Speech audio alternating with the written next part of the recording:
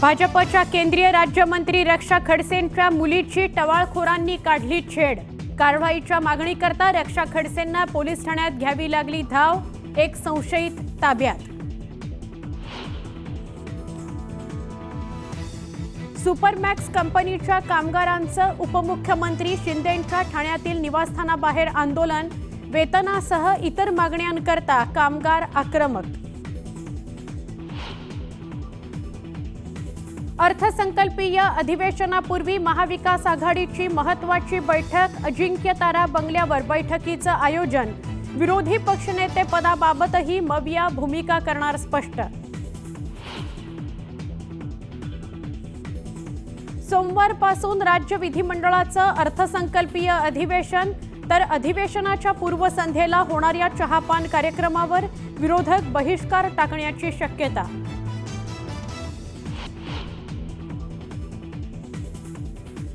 धनंजय मुंडे उद्या राजीनामा देणार। करुणा मुंडेंनी केलेल्या फेसबुक पोस्टमुळे चर्चांना उधाण। अधिवेशनापूर्वी राजीनामा देणार असल्याची माहिती। संतोष देशमुख हत्या प्रकरणातील आरोपी कृष्णा आंधळेची शासनकर्त्यांकडून हत्या। माजी खासदार विनायक राऊत यांचा गंभीर आरोप।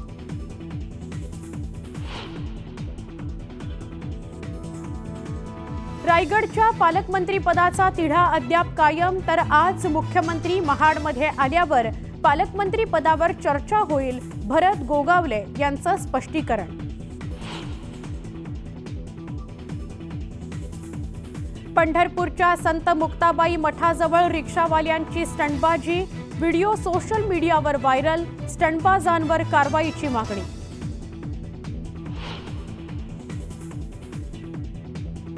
आणि नाशिक पोलिसांनी काढली आरोपींची धिंड।